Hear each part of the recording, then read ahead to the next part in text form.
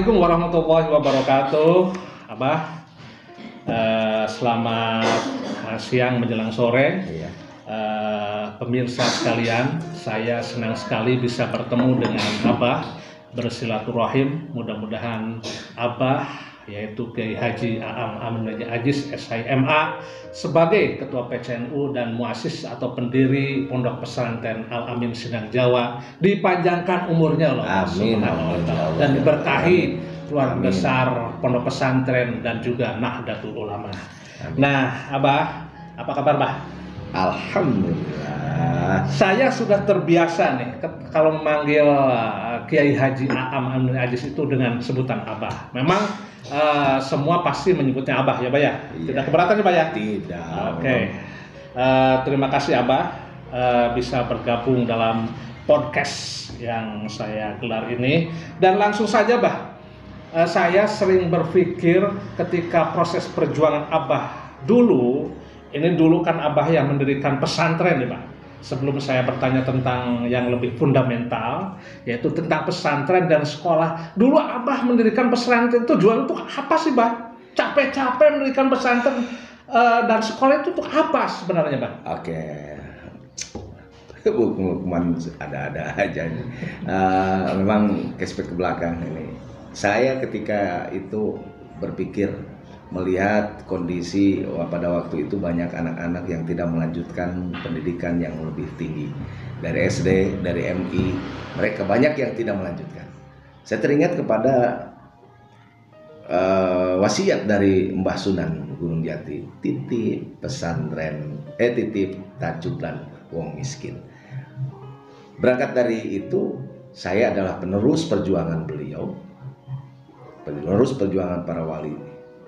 Maka saya mendirikan pondok pesantren ini dengan bertujuan, dengan berlandasan kepada kepedulian terhadap anak-anak bangsa yang tidak mampu. Tahun berapa itu, Bang? Itu tahun 2000, pendirian yayasan tahun 2000. Kemudian kita salap pondok pesantren biasa.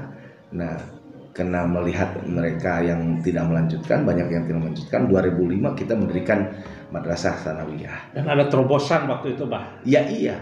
Waktu itu belum ada bos, kami gratiskan, bahkan kami kasih seragam. Karena memang kami prihatin dengan mereka yang tidak bisa melanjutkan. Alhamdulillah, dengan siswa yang pertama 80 siswa yang mereka gratiskan. Bahkan setiap hari Kamis kami beri makan. Masya Allah. Untuk berbuka puasa hari Kamis. Karena pada hari Kamis kita disunahkan untuk bisa berpuasa di hari Kamis. Ya, sangat luar biasa sekali. Dari awal memang konsepnya menggratiskan untuk orang-orang yang tidak mampu. Dan saat ini yang sekolah di kita itu banyak yang mampu atau tidak mampu, begitu, Pak ya? Iya, saya tetap sekolah ini berbasis, bukan berarti sekolah ini hanya untuk orang yang tidak mampu. Kami menyediakan fasilitas yang alhamdulillah, pondok yang memadai dengan fasilitas ranjang dan kasur, juga mandi air yang memadai dengan pakai shower. Semua ini kami siapkan untuk mereka, siapapun yang melanjutkan pendidikan, yang mengikuti pendidikan di Pondok Pesantren Al Amin ini, saya gratiskan. Artinya mereka hanya cukup untuk makan bagi yang mampu. Bagi anak yatim, catatan anak yatim tetap gratis seluruhnya. Alhamdulillahirobbilalamin. Dan saya ya sempat kuat itu pernyataan Abah, heart and hand. Itu konsep seperti apa itu untuk sekolah dan pesantren kita? Heart and hand itu. Oh, itu konsep dari Gus Dur. Saya ingat, kita ini pendidikan pondok pesantren ini mengacu kepada apa yang dikatakan oleh Gus Dur. Kalau kita ingin mencetak generasi-generasi yang berkualitas, itu perhatikan 3H. Apa aja, Pak? Head, Ya. kepala, heart, dan hand. Jadi kepalanya isi dengan ilmu pengetahuan, maka kita siapkan bagaimana anak-anak di pondok pesantren ini mampu menjadi intelektual. Jadi heartnya kami siapkan bagaimana anak-anak ini menjadi seorang yang solihin. Handnya kita adakan BLK supaya terampil keluar bisa ngaji, bisa ngejo. Alhamdulillah, matching sekali pemirsa. Mudah-mudahan konsep Abah dan perjuangan Abah kita follow up oleh kita sebagai generasi muda. Nah, terima kasih atas keterangan Abah, dan saya juga tentunya sebagai pemuda ya Pak ya, mempunyai kerangka berpikir. Ya siapa? Terima kasih Abah. Aduh, luar biasa, sudah diajak ngobrol, berkah dikasih kopi lagi sama Abah. Ini Pak, sebagai anak muda tentunya Abah sekarang megang sebagai ketua PCN Kabupaten Kuningan. Ya, Abah ini sebagai ketua PCN Kabupaten Kuningan, alhamdulillah dari orang timur dipercaya oleh umat untuk memegang organisasi terbesar di Indonesia. Ini Abah, kerangka berpikir atau fikroh keumatan atau kebangsaan Nahdlatul Ulama atau Nahdlatul itu seperti apa sih Bang? Oke. Bung Lukman, di NU itu ada yang disebut Fikroh Nahdiyah.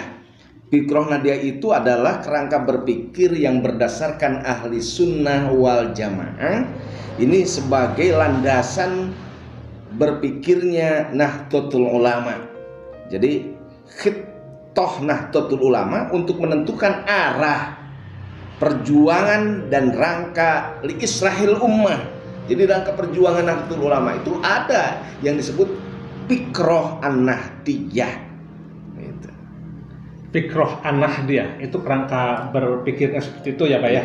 Iya. Dan ada satu lagi nih Pak, yang saya ingin tanyakan ini, dari dulu sempat ingin tanyakan sama Abah tentang Manhaj Nahdlatul Ulama. Manhaj Nahdlatul Ulama? Ya. Oh iya, itu jelas. Ketika seorang Nahdiyin mengaku seorang Nahdiyin, dia itu harus selaras antara fikrohnya terus amaliyahnya.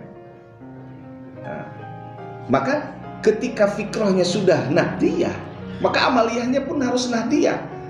Karena manhaj Nahdiyin adalah mereka yang berakidahkan ahli sunnah wal jamaah, yang mengikuti kepada pemikiran Abu Hasan al-Asy'ari dan Abu Mansur al-Maturidi.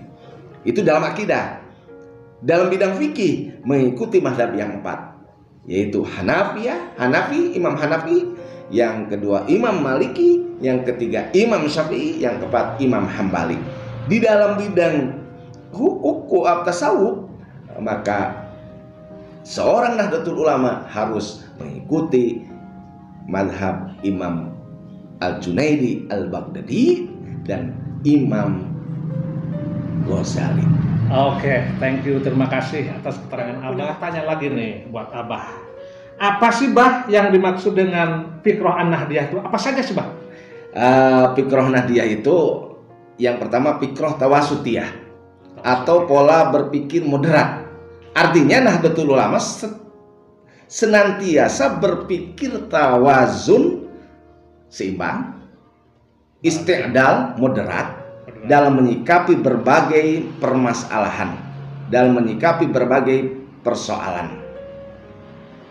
Ya, Nahdlatul Ulama itu tidak tafrid atau ifrat, berlebihan atau melemahkan. Tengah ya Pak ya? Ya, Fikroh Tasamuhiyah. Ini ada pola pikir toleran. Ini artinya Nahdlatul Ulama hidup berdampingan secara damai dengan pihak lain, maupun lain dalam akidah, dalam budaya yang berbeda. Ada juga Fikroh Islahiyah, pola pikir reformatif. Nahdlatul Ulama ini senantiasa mengupayakan perbaikan menuju ke arah yang lebih baik. Nah, yang terakhir adalah Fikroh Tatoriyah, pola pikir dinamis. Nahdlatul Ulama selalu dinamis, melakukan kontekstualisasi dalam merespon berbagai persoalan. Dan yang terakhir, Fikroh Manhajiyah, Fikroh metodologis. Artinya Nahdlatul Ulama selalu menggunakan kerangka berpikir yang mengacu kepada manhaj yang telah ditetapkan oleh Nahdlatul Ulama. Oke, satu lagi nih Bah. Iya. Karena Nahdlatul Ulama ini merupakan lembaga besar, tentunya sangat dibutuhkan oleh tidak hanya di Indonesia, tapi di dunia. Tantangan, challenge Nahdlatul Ulama itu seperti apa sekarang yang paling krusial itu, Bang? Tantangan Nahdlatul Ulama itu ada dua. Ada tantangan Satu, eksternal, ada tantangan internal. Artinya dalam rangka kita ber-NU ini ada dua tantangan. Tantangan eksternal ada dua. Apa saja? Yaitu fikroh tatorufiyah yang menjadi tantangan fikroh Nahdiyah. Tatoruf yang tasyadud, artinya fundamentalis. Ini gerakan-gerakan yang fundamentalis, itu namanya tatoruf tasadudi. Ada juga tatoruf tasahuli, liberal, yang berlandaskan pada ilghaul manhaj wa ilghaul hukum, yang menganggap mengabaikan hukum, mengabaikan manhaj. Ini orang-orang liberal. Ini tantangan eksternal.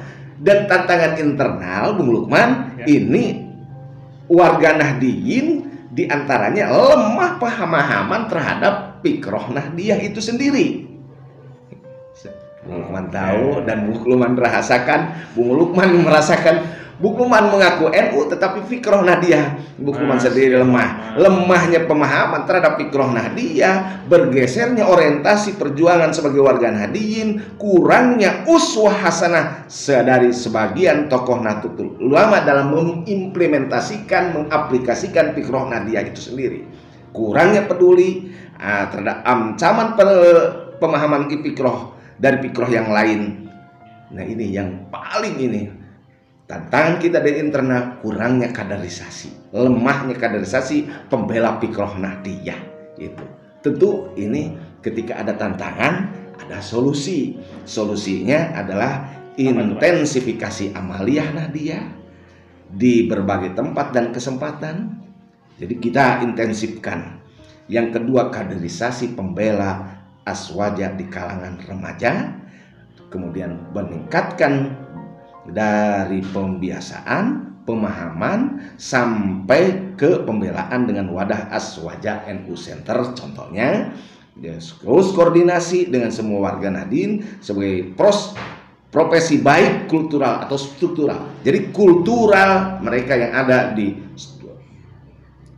grassroots di bawah yang tidak masuk ke struktural, tetapi struktural pun harus menjadi sebagai tempat untuk kita berkoordinasi, kerjasama dengan berbagai organisasi yang sepaham dengan fikroh an-Nahdiyah itu sendiri. Oke, saya kira penjelasan dari Abah cukup gamblang ya pemirsa, dan kita lanjutkan nanti dalam episode yang akan datang, apa sih yang kira-kiranya menarik buat kita perbincangkan. Itu saja, mudah-mudahan apa yang kita perbincangkan, yaitu saya dengan Abah, yaitu Kiai Haji Ahmad Najis SIMA, bermanfaat bagi saya pribadi dan bagi kita semuanya. Sekian, terima kasih. Wassalamualaikum warahmatullahi wabarakatuh. Waalaikumsalam warahmatullahi wabarakatuh.